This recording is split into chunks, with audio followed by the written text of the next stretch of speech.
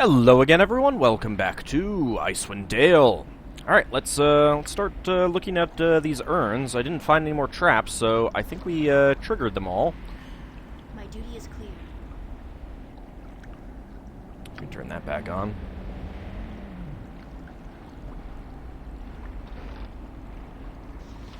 A harp. It's an odd-looking harp. But hey, I'm always up for finding more magical instruments. A club. Now we can protect our car from being stolen. A morning star. A knife. A throwing dagger. I'm sorry, my bad. A warhammer. Halberd. Nope. Alright. Another club.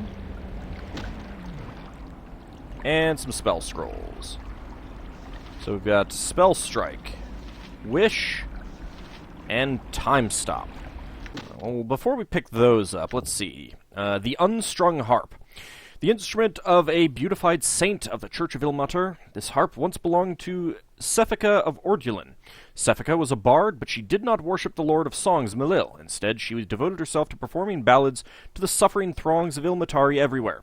She was traveling with a group of Ilmatari pilgrims when they were attacked by bandits. The bandits killed and severely injured many of the pilgrims, and they cut the strings of Cephika's harp when she tried to soothe the injured travelers. After the bandits had left, Cephika prayed to Ilmater for help in a time of crisis. When she plucked at her harp strings with her eyes closed in prayer, music miraculously poured forth and healed every person who heard it. The next day, the bandits arrived and killed Cephika for healing the pilgrims. Though she was killed, the pilgrims kept the memory of her miracle alive. Their community attempted to have her accepted as an Ilmatari saint. They succeeded in 1218 Dale Reckoning. The harp can only be played by a bard of exceptional virtue, wisdom, and talent. Only usable by lawful good. Well, I guess we're going to be selling this. Damn, if I'd known that a... Wait a second.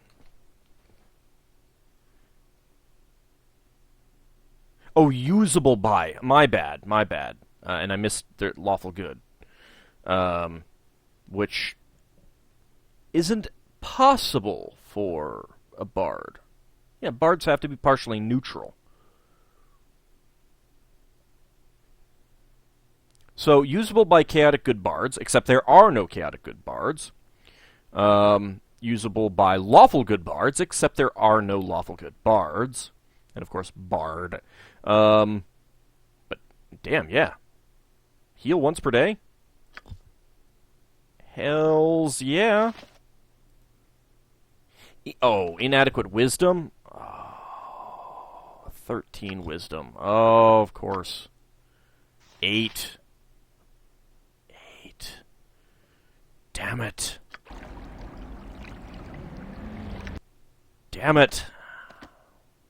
Maybe we can do something about that. Pestilent Dawn, +4. A nasty-looking weapon covered in rust and grime, Pestilent Dawn was created by a priest of Talona named Tamberlin. The Morning Star consists of a grip wrapped in human hair, a stout oak handle, and a rusty iron head, set with teeth taken from rabid bears. Pestilent Dawn is typically only used by Talonites, as the sight of the weapon usually unnerves common folk. Immunity to disease when equipped. 25% chance target is diseased, 1 damage every 2 seconds. 2d4 +4 crushing damage. Not usable by good, of course. Oh, that gets sold. Scepter of Tyranny, +4. Owned and enchanted by an archetypical priest of Bane. The Scepter of Tyranny was at the forefront of many terrible battles. Arcandros of Bane was a snide, malicious man of almost perfect mental and physical abilities. He could be found leading groups of impressionable young fighters, rogues, and other assorted thugs and press gangs wandering water deep. Faced with opposition, Arcandros would simply employ the power of the black and red scepter and urge his minions into the retreating crowds. The charismatic Baneite was eventually killed in battle by a priest of Torm and his paladin comrades. Charisma +1, immunity to fear effects when equipped. Cloak of Fear once per day, Domination once per day, Thaco +4. It's, a club. Actually, it's not usable. I mean, I kind of figured it would be restricted to evil. I'm not going to use it. Lover +4. Fahil... No, wait. Fell. Just Fell Brownbriars was a half-elven thief of notoriety in Waterdeep. His list of conquests, both romantic and larcenous, was too long even for bards to recite. The dagger he kept at his side was decorated with a ruby heart, and it became coveted by a small group of rivals in the great city. Fell was eventually murdered at the hands of a seductress so clever that not even the prescient half-elf could see her malicious intent. The woman, Prospera of Orlumber, sold the dagger for a hefty sum and disappeared into obscurity. Returns to the wielder's hand when thrown. That's actually pretty nice. Proficiency dagger. That might actually be a really good weapon for Ellie. The Icon of Power +3. The Temple of Leviatar in the Vale of Wailing Women, called the Black Spires of the Maiden, has always enjoyed the freedom from good-aligned churches that so many other evil temples long for. However, the large temple requires a huge body of standing soldiers to protect it from attackers and spies. The head of the temple guard is known as the Whip of Obedience. He used to be traditionally equipped with a magical halberd called the Icon of Power. When the temple guards saw the icon pass them on the rounds, they took a little more care in their duties. Unfortunately for the Whip, a clever human thief from Elturel decided to capture the icon as a personal challenge. The thief, whose name is still unknown, succeeded at his task and sold the icon to the Church of Bane. The Banites held the icon out of contempt for the late Whip's incompetence. Eventually, the icon was lost when the desert temple where it was held, the Obsidian Chapel, was sacked by Bedine raiders. Charge abilities. Symbol of Pain, 3 times per day. 1d10 plus 3 damage. Okay, you can be sold. And another magical club. Debian's Rod of Smiting +3. Rods of Smiting are extremely uncommon weapons, so they can be very useful against some foes. This particular rod was last in the possession of a priest of Gond named Debian of Irmla Spear. Debian was an eccentric adventurer who took it upon himself to investigate every type of golem that had been reported in the realms. He would enjoy Ravenloft, sort of.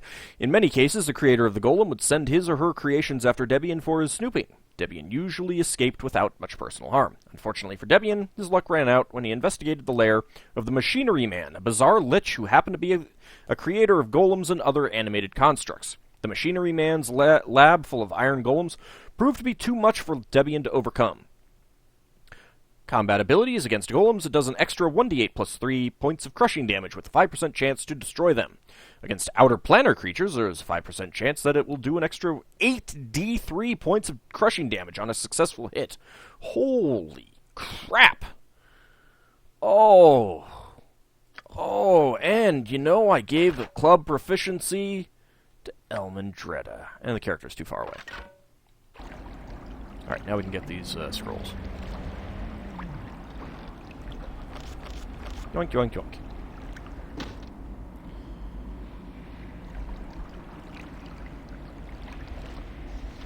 Alright. So what was that? Time Stop and Spell Strike. We'll dispel all the magical protections. Okay, yeah. I don't know, I tend to feel that just a couple arrows from Crow tends to do a better job of taking care of those magical protections. Alright, you got some magical arrows out of the bag last time you used it. Oh. There we go, arrows +1.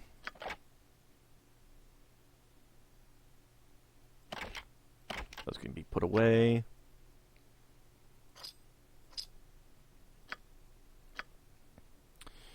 Alright, well, if we face an outer planar creature or a more golems, then I'll pull that out. But I'll leave it in our inventory for now. Alright, let's just put these scrolls away for now. Does she have the dagger proficiency? Did I give her that? No. Damn it. She might get another one at level up, though. I think that might be the case. Alright, let's see. Let's go up here. I imagine that we're not going to be able to open that door. A whole bunch of boats back there. It's a very odd-looking place. Like, there's all these Sahagin skeletons, and yet there's these white dragon sculptures, too. So you can't do anything with that door. Now, you can tell that they're white dragons because of the crest, although this is like a flap of skin, not an actual crest. The crest should be a lot bigger. Anyway, I am here. I see. Okay, we are actually able to get through there. Can we do this? We do. Oh. Uh-oh, what am I doing?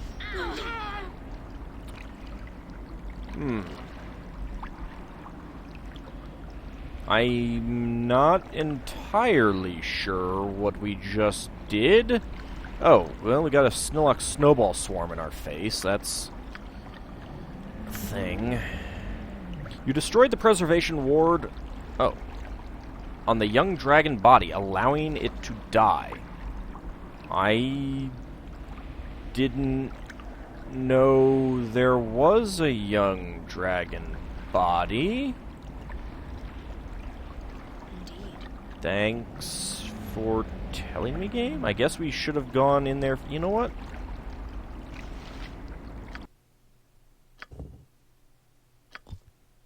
I quick saved. How can I help? Agreed.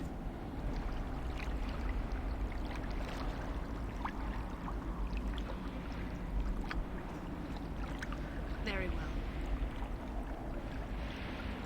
Also, let's see if it triggers a trap. No, doesn't seem like it wants to. Okay. I'm gonna do a full save here.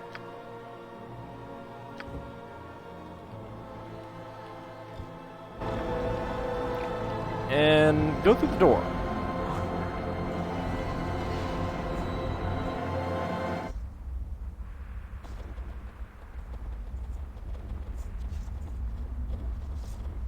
Interesting. Hello? Anyone home? Oh, hi. Hi there. Friends? Friends? So, you dare to follow me here? Of course. I think you will find that to be a fatal mistake. I have no intention of fighting you. Let me leave this place, and there will be no need for any bloodshed. No. Fatal only to you, Icasaracht. Spoken like a true hero. Yeah, that's me. Shall we put those words to the test? Sure. Wait, I'm curious. Returning here made it easy to find you. Why did you do it? Before we do, there is something I would know. Why do you hate the 10 Towns so much? Wait, I'm I curious. feared as much, but I had little choice. It was a calculated risk. To what end? To cheat death itself, to be born anew, as you see me now. Only by returning here could I do this. Why did you need to return here? When I built this lair, I included 2 special wards. One would serve as a beacon that would allow my spirit to find its way here upon my death. And the other would preserve a body almost indefinitely. You do understand that Chronepsis is not going to be happy with you, right? I mean, you're dead. You're supposed to be dead. You're not supposed to be here anymore. You're supposed to pass on to the outer planes. He's supposed to have taken you there. You've made him wait. He's not going to be happy. So let's end his wait. What do you say? I then reared 2 offspring, devoid of their spirits, and placed their bodies in the preservation wards. That's pretty horrible. The plan was simple. If I were to die, my spirit would return here and find a new body in which to live again. How did you rear young with no spirits? While their flesh was yet unformed, I warded the eggs so that no spirit could find a home within them.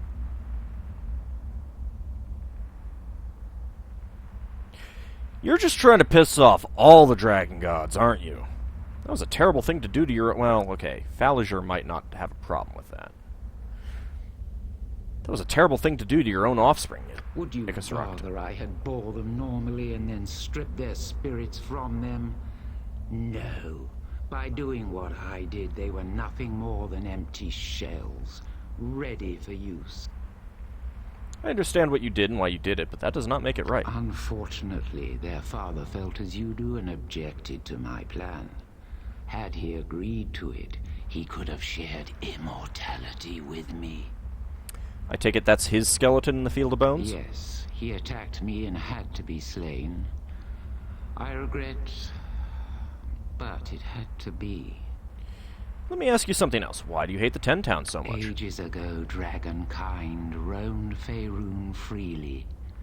Then the civilized races came to power and began to encroach upon our lands. I'm curious exactly what you're considering the civilized races, but let's go on. Bloody wars were fought in which your kind launched entire armies upon us. Against such numbers, even we soon fell. You understand the giants did it first, right? In fact, by lore set after this game, or I should say that was written after this game, was actually one of your gods himself that kicked it off. Just, want to make this clear. I mean, this was long before even elves came to the world. So, just want to get that out of the way first. Well, might not have been long before the elves came. But the first big war was between dragons and giants. Now we are solitary creatures who hide in caves in Not all of them. faraway lands.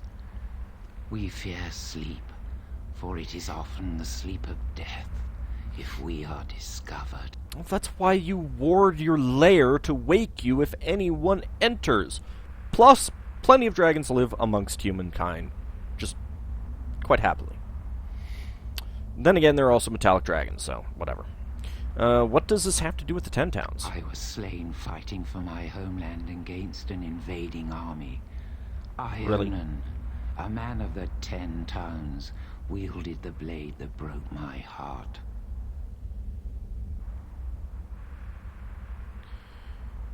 That's not usually the turn of phrase you use in that regard.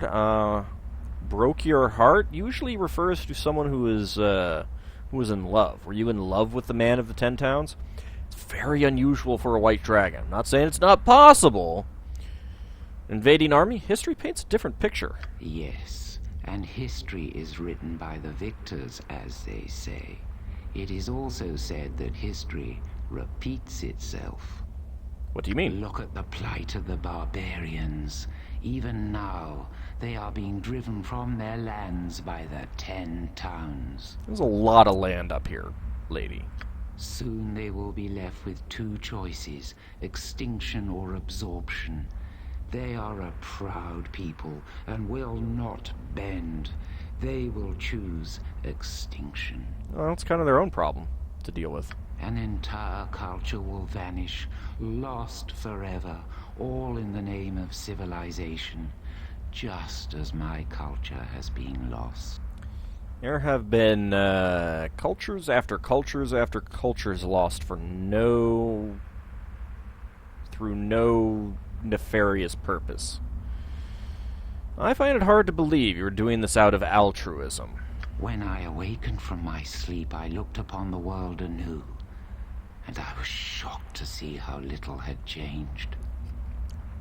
So clearly you're not even all that old. Okay.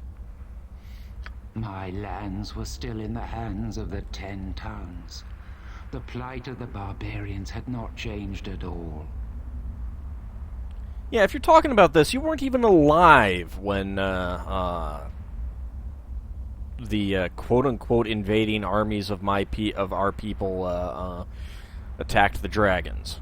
I saw a kindred spirit in Wolfdane, so I joined with him to end this tragedy once and for all. Tell me something else. You were slain almost a century ago. Why did it take so long for you to awaken? The Sword of Ionan had a special enchantment, almost an intelligence of its own. When the fatal blow was struck, it somehow knew that I would be born anew. Can I have this weapon? The blade broke, Damn it. sacrificing itself that I might be trapped. My spirit lay within my shattered heart at the bottom of Lac Dinishare. Damn it. I can only guess that the blade was removed, allowing my spirit to go free. I'd rather come to some sort of agreement than fight. Can we do this? Never.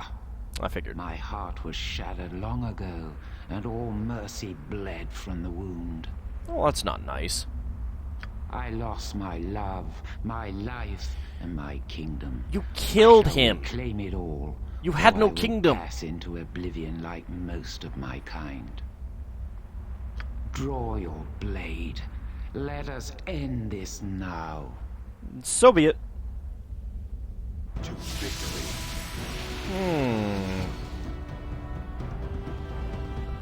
I have a feeling that I'm kind of screwed here. Or, not screwed, but actually, you know what? Let's switch to those first. Those will probably do more damage, right? 6 piercing damage. Yep, those should do pretty well. Let's see, what else? That's fine. Don't have any spells prepared, but you know, that's a thing. Or cast. Have some magic missiles. Whee! Oh. Ow! That is a lot of damage. Is that supposed to be her breath weapon? I don't know. Whatever. Oh, hey! That's cheating. Sawhagen Royal Guard, Sawhagen King. Alright. Cast your magic missile, please. Wait, what happened?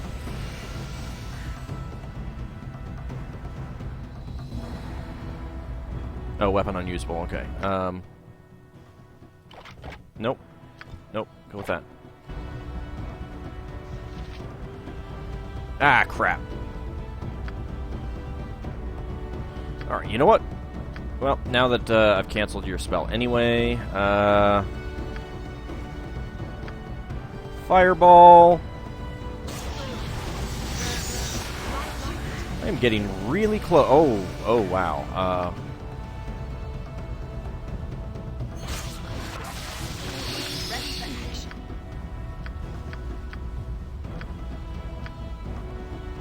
Where exactly are you going?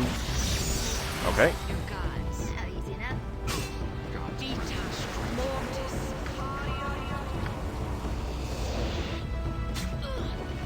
I have a feeling that that's... Yeah. I had a feeling that she was going to die there. What the hell is that effect?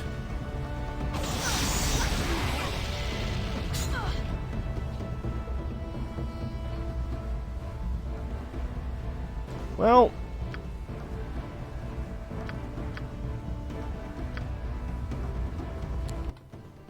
let's go ahead and load the game. I guess, oh, wait, no.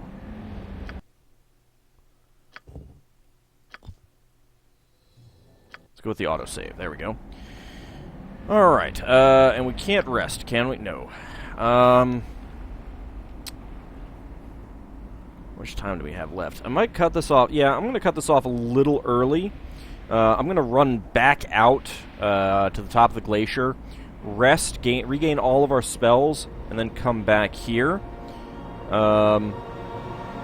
Actually, you know what? Before we do that... Of course.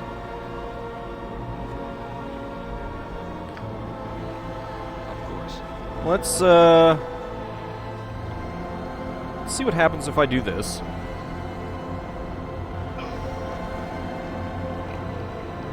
Okay.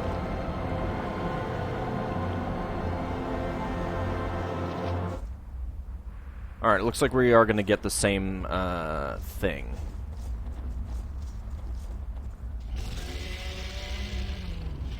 Alright, so that doesn't seem to affect her. Let's see if it, if she says anything different.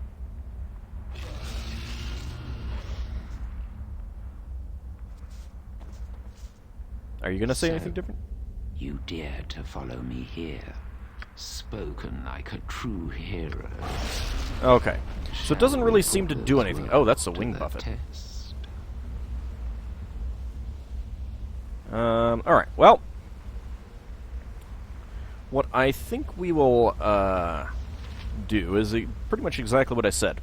I'm going to run back out, rest up, regain all of our, good spells, and then come back in. I don't know if I'm going to crack that, thing now, or if I'll wait until, after I do this. I should probably do it beforehand, because I imagine that, you know, she might go into the other body or something like that. I did get experience for it.